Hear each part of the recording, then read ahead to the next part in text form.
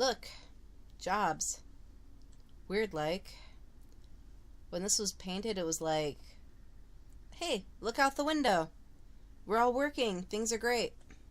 Now it's like one of the graffiti murals.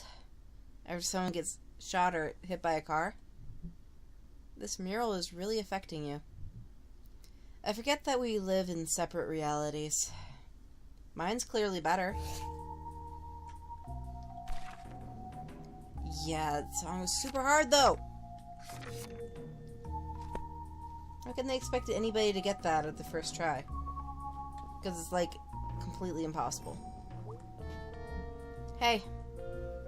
Closing in 2 hours. Okay, cool. Any idea where the microfiche is? I don't know what the difference is.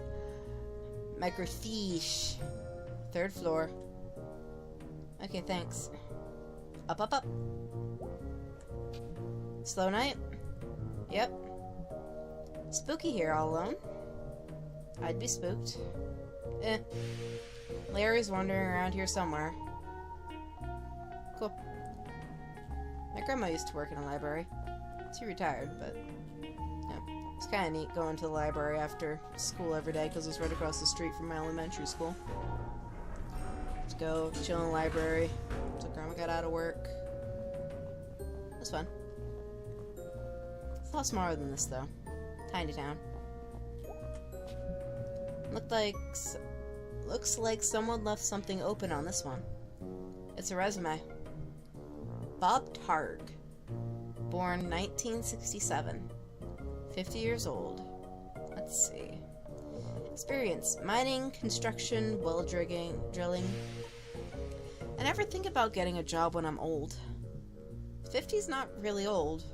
I mean, you should have money then, right? Ideally. It should be, like, guaranteed. It should be guaranteed in general. You're gonna join my young socialist chatterbox group? Okay. That's terrifying. Holy crap. What? It's Charity Barity. What's Charity Barity? How do you not know Charity Barity? I assume this is something from school. The school of being 5 freaking years old. Alright. So this was a thing you liked as a kid? No, I hated Charity Barity. It does look really hateable. It was like you were under some curse where a cute thing followed you around 24/7, yelling about, like, sharing and not littering and paying taxes. Well, that's an important skill. I was 5! I'm 20 now and I still haven't paid taxes. Charity Barity goes to a state infrastructure budgeting meeting. I forgot the worst part. It always rhymed. Charity Barity. Oh no, austerity. What's that? Reasons the 2 bridges in and out of Saltstown are still closed. Oh wow, you still can't, like, go to Saltstown? You're welcome to try. Jeez, they sure made a lot of these books. I think they're still making them. This one looks pretty old. Charity Barity. Danger everywhere-ity. That's vague and disconcerting. Could have just kept updating that one book. Any secrets? Alright, I can't jump in here, so no jumping or running in the library. Good, yeah.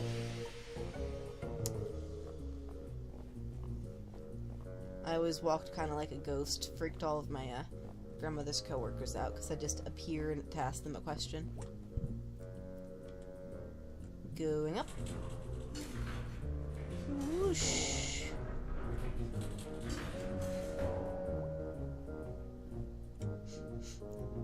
Oh wow, it's dusty up here. It's old up here. Sure is.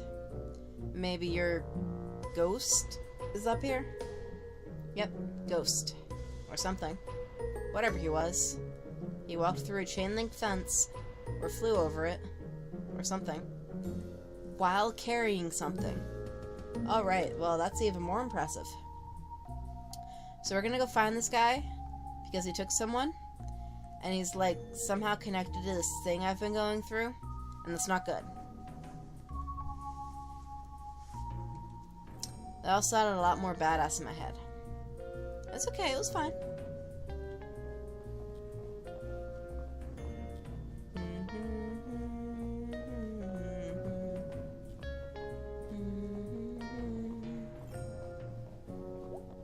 Anything over here, though? No, okay. Alright, there she is. Cool. So, I have no idea how to use it. Really? I can't know how to do everything. I'm sorry, but what has your... Blah. I'm sorry, but what expertise have you brought to this thus far? This whole thing was my idea. No, your idea was ghost hunting. My idea was at least to do a tiny bit of research on it. If you think it's stupid, why are you here? Because you're my friend, asshole. Aww. Are we friends, Beatrice? Here, let me get this thing set up. We'll be here all night if your dumbass is in charge. Alright, so what are we looking for? I want to steer. No. Move, I'm steering. Ow. Jeez, May.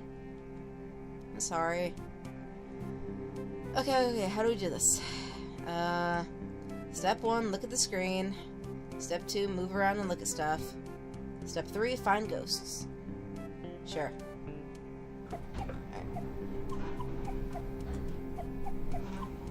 Alright, I'm going to look at everything. Pie piracy! Dear citizens, please make note to keep your pies safe during the pleasant weather we are experiencing. Several ladies have reported pies from their kitchens disappearing at alarming rates. Even worse, the picky culprit is leaving behind only the rhubarb pies. Until this criminal is caught, or the bad weather returns, we remind our housewives to make use of their pie saves indoors or stick to rhubarb. This is a bit interesting, but... yeah, not exactly about a ghost. Okay. No ghost to be found here. Though we say ghost, sounds like you don't believe me. This one? No ghost. Okay.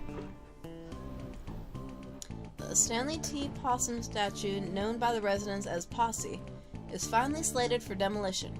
Posse closed in 1967, but Richard Colson, son of Samuel, had hopes of refurbishing the statue for new generations. Posse stood silently for close to 60 years, witnessing the beginnings of the demise of the railroad, the mines, and the coke works that ushered in his existence. Teens and other vandals broke into Posse over the years, and climbing up through Posse became a rite of passage for many young people in the area. Residents have been torn over what to do with the beloved but derelict structure over the years, but 3 years ago, pressure began mounting to have it torn down. A storm knocked off Posse's ear, and the next year, Ralph Jenkins fell from the staircase and broke both legs. Samantha Colson Glick, daughter of Richard, finally agreed that it was time for Posse to go. The demolition will begin at 12 p.m. on Saturday, and viewing areas will be set up at a safe distance. No ghost here. Okay, fine. Ghost of Little Joe! Oh, look. Scooch so I can see. Graveyard, that's a gimme. I mean, if you're looking for ghost stuff, that's where they make a lot of them. Looks like this saw him in the old section. Oh, cool, that's where his grave is. I'm actually interested in that. How could you not be interested? That's like actual dangerous ghost stuff. I like history. Ghost or history? History that won't stay history. It's actually pretty good. As the school children are quick to inform you, Possum Springs has at least one resident who won't show up on any census survey. Little Joe, purportedly the ghost of Joe Shade, a miner who died in mysterious circumstances some decades ago, is a favorite spook story of the whimsical and weird members of our community. His most recent activities seem to include getting up out of his coffin in the old section of Possum Springs Cemetery and strolling around, unnerving visitors, to the largest graveyard in Deep Hollow County. His grave has been a destination for unruly and often destructive local youths, and as such, Possum Springs City Council is considering erecting an iron gate to protect the historical tombstones that fill the small hollow where Joe Shade lies buried. Police have also stepped up patrols in the area, so be warned, thrill seekers. You may not see a ghost, but you may see a fine for trespassing.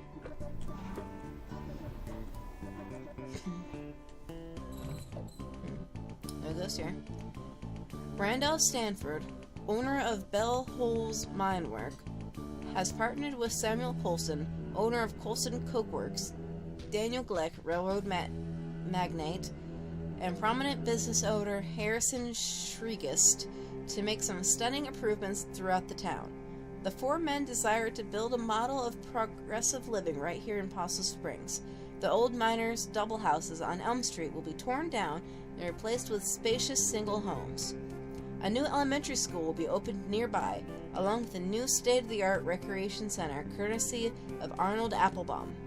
This is in addition to the improvements Randolph Stafford promised the previous striking miners. Right, no ghost there. There has been another sighting of the albino groundhog from a very reliable source this time. Edgar Stritter reports that he saw the pure white beast digging near Shade Gap. Mr. Stritter has declined to give any more of an exact location and implores his fellow hunters to admire this anomaly from afar and leave him to his business. We could not agree more with this upstanding citizen and remind the townsfolk that if you're interested in seeing an albino creature, to stop by Sodi's barbershop for a peek at an albino raccoon. We're certain this will assist your mind in completing the search for the groundhog.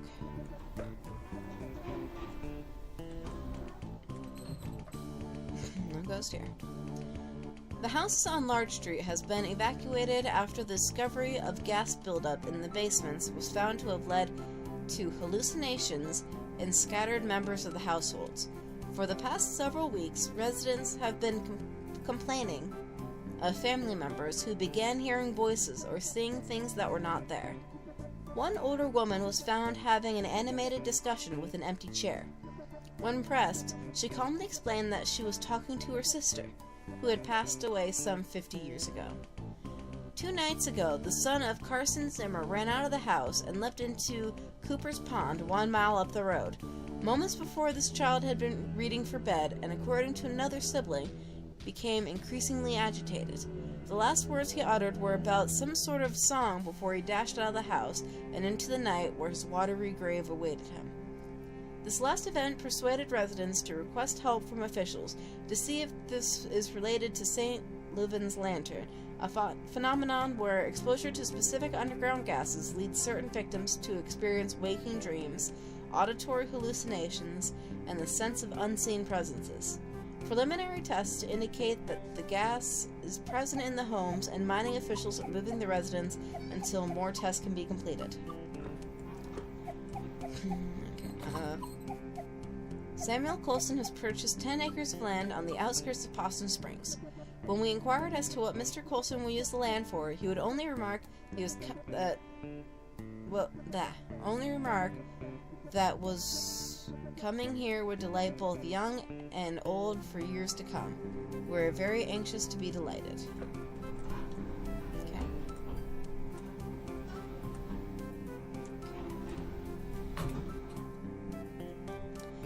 A strike at Stafford Mine has been called. The idea first arose after the memorial for the 1888 explosion victims. Miners gathered in the home of Arthur Borowski to continue the memorial to their friends. They also began recounting all the promises the bosses had reneged on the past year, including basic safety measures to avoid another explosion. A group of 20 miners entered the mines to begin a strike, and 30 more joined them before morning. All work has been stopped at the mine, and the miners are now striking in 8-hour shifts. Their wives and children have begun to bring food and water for the men. The bosses have stated that the mines are safer than they were years ago, and that there's no need to act in this manner.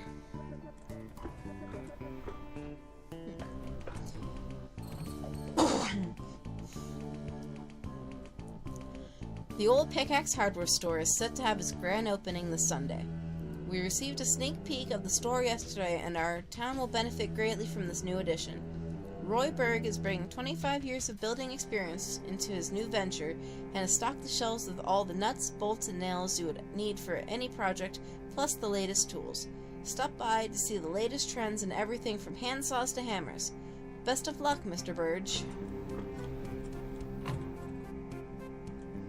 Severe violence broke out at the Stafford mine strike today. The bosses arrived to attempt to renew talks and were taunted by some of the children present. Rocks were thrown, and the National Guard and strikebreakers opened fire on the crowd. After a few minutes, the smoke cleared and the gory scene revealed. 9 miners are dead, with a dozen more injured. A young brother and sister were also shot dead as they were delivering a package of food to their father and uncle, who were on strike below when the shooting broke out. The photograph of the 2 children, aged 7 and 9, who were shot in the cold blood, has circulated far outside our little county. The heinous act led to a personal visit from the governor to the strike site to meet with the strikers. Independent inspectors were also brought in, and talks finally began, 45 days since the start of the strike. The bosses have agreed to comply to the current safety standards and honor the demands of the miners.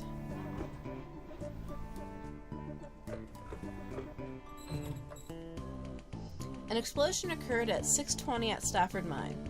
All work has ceased while men attempt to rescue any survivors. So far, 3 men have been pulled out alive, along with 20 dead.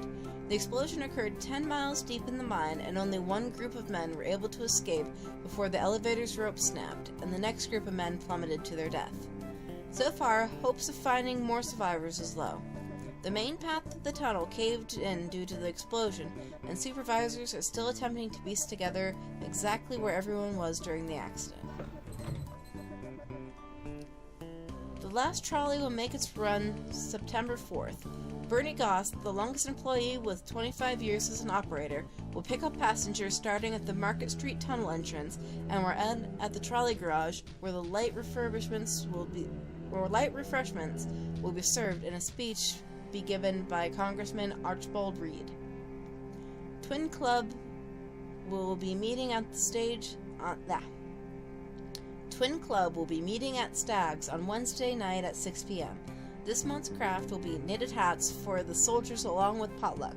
All mothers of twins of any age are welcome. Hey, look at this. Yeah. Looks like Possum Jump? Let me read it. It's Possum Jump. Okay, yeah, that's back up in the state park, right? Yeah. Ever been up there? Nope. Gonna check it out, though. Go nuts. That's actually probably only a mile or so from Miss Miranda's house. Back up in the hills. All kinds of stuff up there. Well, I'll try to avoid any basements. Or corpse husbands. Co-signed. Two local sweethearts were startled this past Sunday night as they hiked along the wooden overlook known as Possum Jump. According to the Lovebirds, at approximately 11:45 p.m., a figure appeared to walk from the edge of the cliff out into the open air and then disappeared. Forestry workers the next morning were unable to locate any evidence of anyone having leapt from the great height, leaving the exact nature of what the two saw a mystery. A decent height up to the State Forest Hills, Possum Jump is famous for its beautiful view of the Echo Reservoir. It also holds historical importance as it hosts the lonely graves of several persons involved in the Possum Massacre.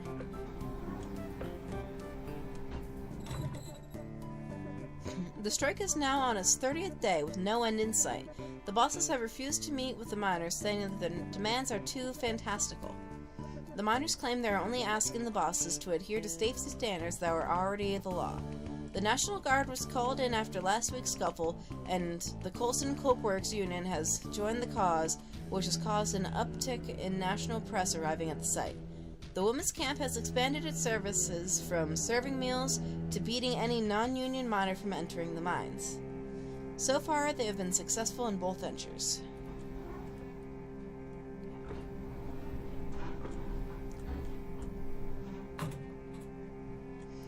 We would like to remind the men of our town to please refrain from spitting on the sidewalk. This unsanitary habit is unseemly and beneath you. Parents, please be sure your daughters are not participating in the new trend of skirts showing the ankles. I do not think we need to remind you which road of brimstone this temporary fashion trend will lead your dear daughters down. I've been witnessing more and more teenage girls coming into our town on a Saturday night unchaperoned, using vulgar slang terms, certainly unfit for me to print here, and blocking the sidewalks by walking arm in arm. They are loud and also flirt with boys unabashed while smoking cigarettes. These young ladies need to be stopped before our young ladies get any ideas or our boys fall in love with the wrong girls. Young men have been seen around Possum Springs engaging in ridiculous behavior of wearing mismatched patterns in their suits. This type of outfit may be all the rage in Bright Harbor, but good luck getting any respectable businessman around here to employ you. You look like rabid clowns. Councilman Punchki's plan for 3rd Street is a joke. What else is there to say?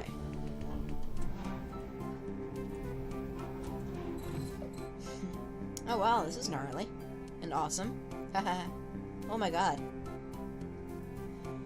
Strange but true. A tale of teeth. Okay. Bad bosses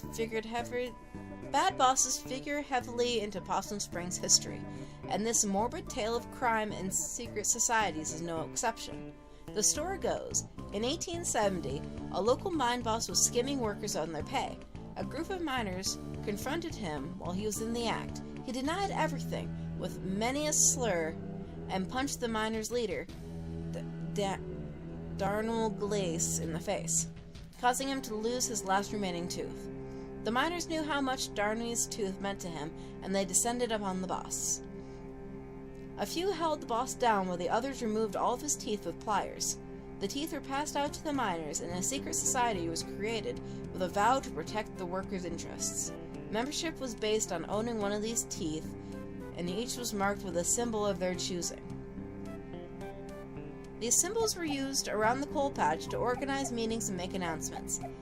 The boss survived his attack, but never named his attackers for fear of implicating himself.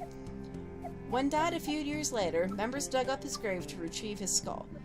It was used in ceremonies performed before going out for retribution. All would gather around, place their teeth into the sockets, and later retrieve their tooth after the retribution was completed. Upon a member's death, their tooth would be passed on to a new member. Teeth of members in jail will be left in their sockets until their fates were decided. After the strike of 1889, the society dwindled. Occasionally, a descendant of one of these men would find a tooth of strange markings in their home. Strange but true. So, you're telling me that the tooth I found in my house,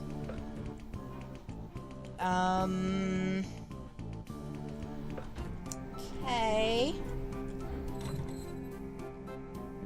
The final group of bodies from the 1888 explosion has been recovered, 2 days shy of the 1-year anniversary of the tragedy. These 5 men bring a total of dead to 112. 2 of the men, Addison Pine and Henry Harvey, were the ones who set off the explosion.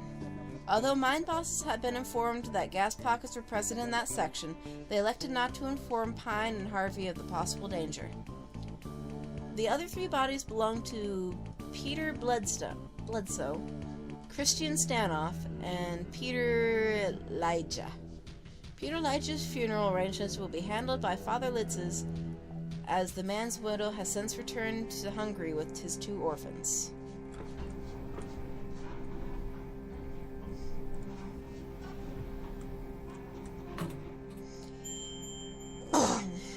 Hey. Ghost spotted. Ghostly rumors haunts new historical society. The Possum Springs Historical Society's conversation of the Shriegest House into its new headquarters, and the education center has hit a snag.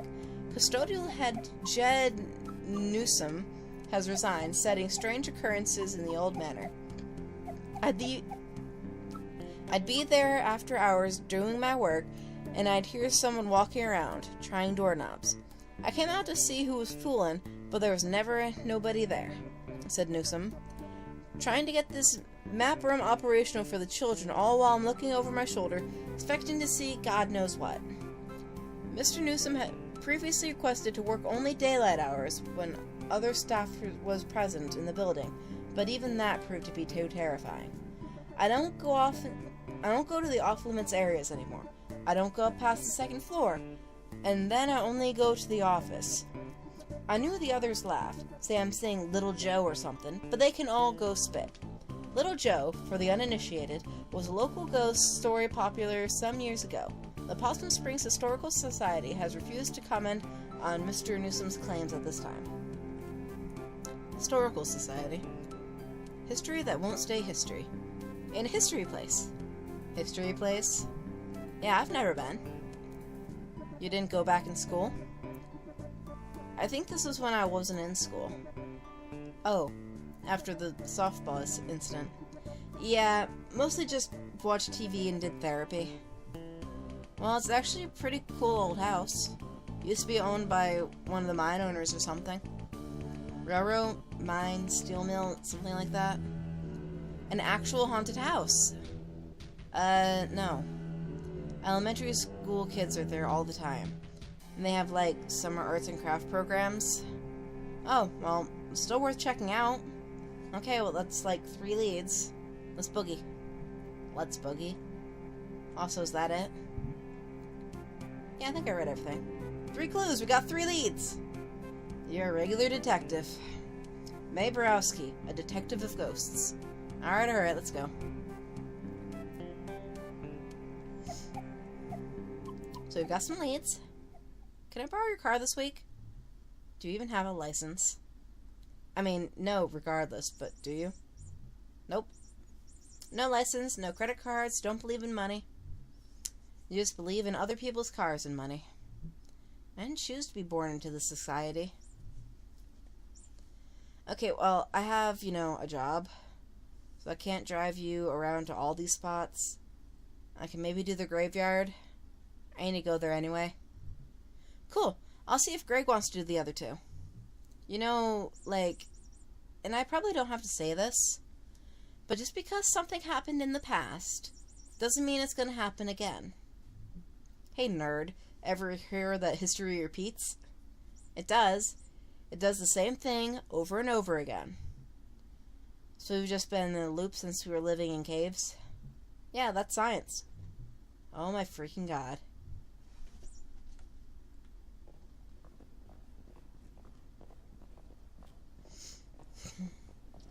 Oh yeah, poetry! Ahem. What is that Miss Qualsey? Oh wow, haven't seen her since graduation. She was always kind of a badass. School district did not fund that art program at all, but she made it work. She was like some sort of art teacher survivalist. Wow, I never realized. I think they pay her in bits of string and empty soda cans. Should be saving that string to repair those bridges to Saltstone. There you go. Thank you all for coming to the second meeting of the Possum Springs Poetry Society. Do you want to stick around for this?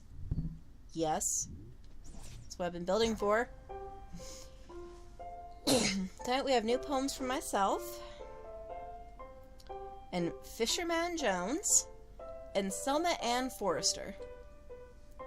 We'll start us off with one of my own.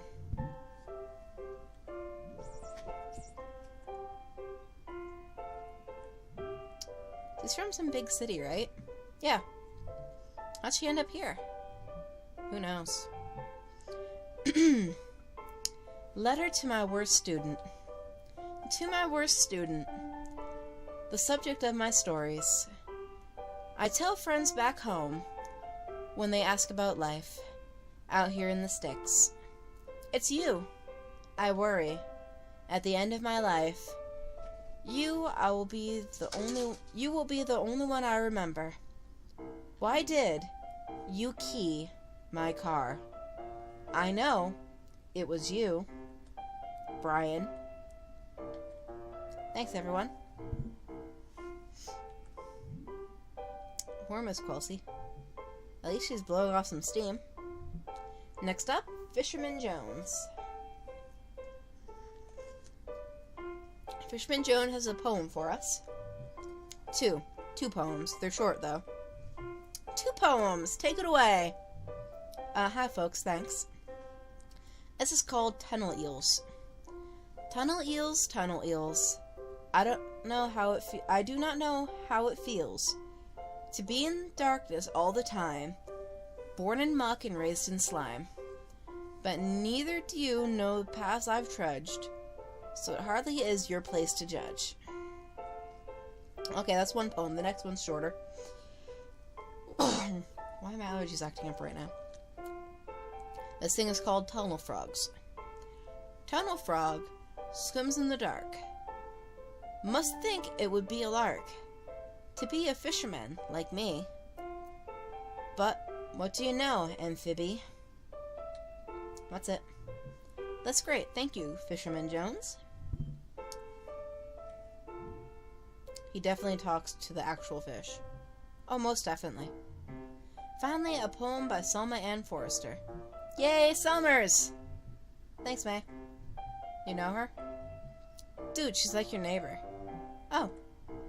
She writes these really funny, dorky short poems.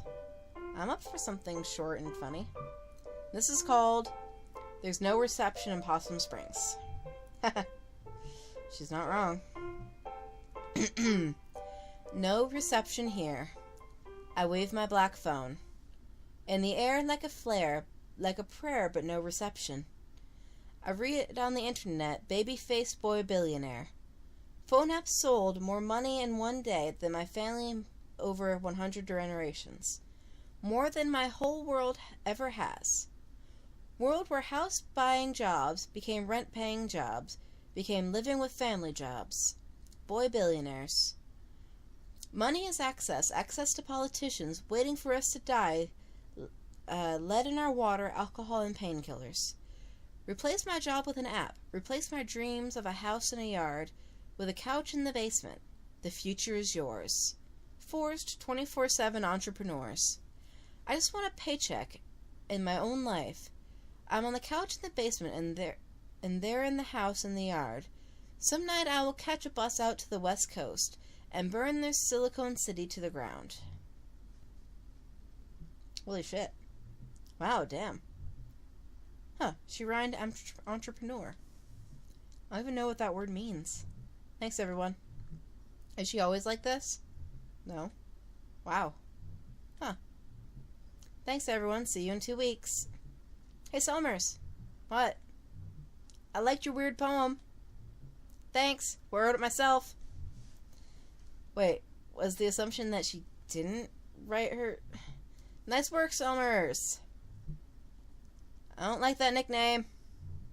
What are you two? Sorry. It's cool. Can we all go now?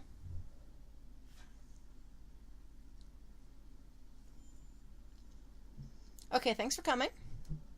We live here. Right, so. Find out anything about your ghosts? Yeah. Tell him, B. There were some newspaper clippings that talked about a ghost. Not just any ghost, Little Joe. I don't really remember Little Joe. He's a ghost miner. He died in mysterious circumstances. Wow. I know, right? Mysterious. I thought you were, like, afraid of this ghost. Like, filled with dread and shit. I'm terrified! Okay. So I mentioned 3 different places we can all check out. I have work and stuff. Yeah, Greg and I also have work. You guys skip out on work all the time. Maybe we can, like, split this up. Share custody of you and your ghost. What places were you thinking about? The graveyard. I call that one. It's close and not illegal. Is there an illegal one? Sure is. The Historical Society. You know you don't have to, like, break in. The people there, like, get paid to show it to you. Anyway. I'm in for the Historical Society. Awesome. So what did I get stuck with? Possum Jump. I know Possum Jump. We used to go there in Scouts. Perfect. Okay, I need to, like, actually get home and do work. This is gonna be awesome. Also, I'm scared to death.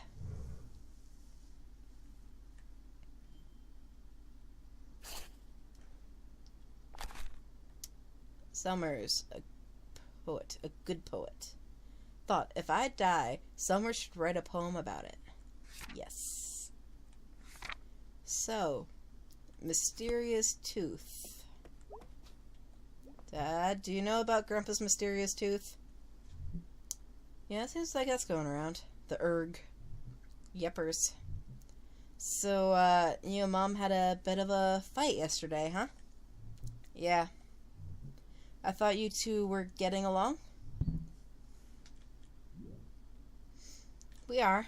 Just a bump. You two. Always two alike. I guess. I got your chill and her smartassness. I just hate to see the two of you on the outs again. It'll be fine. We're cool. So, we're having money problems. What? No, we're fine.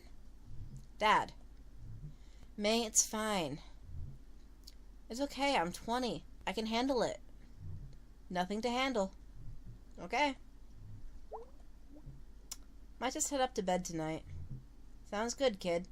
Been a long couple days. Sure has, Daddy-o.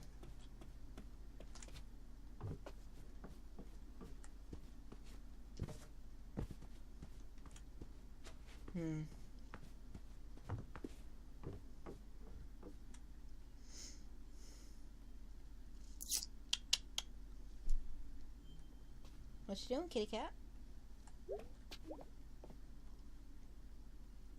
Hazel's just staring at me from the other end of the floor, wondering why I'm talking to myself.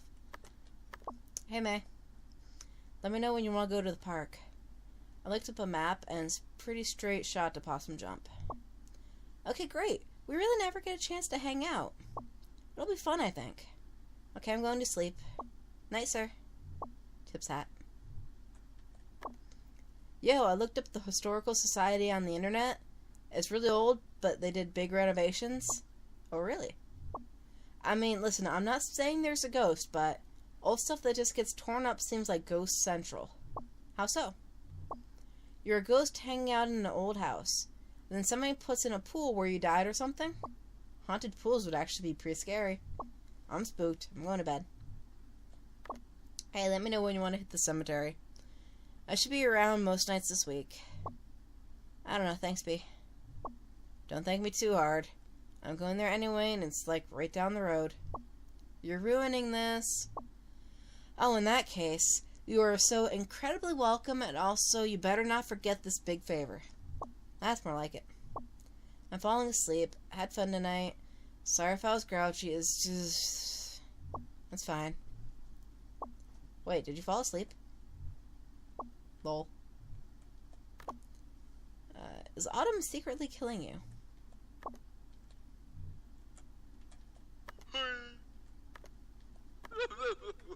Okay.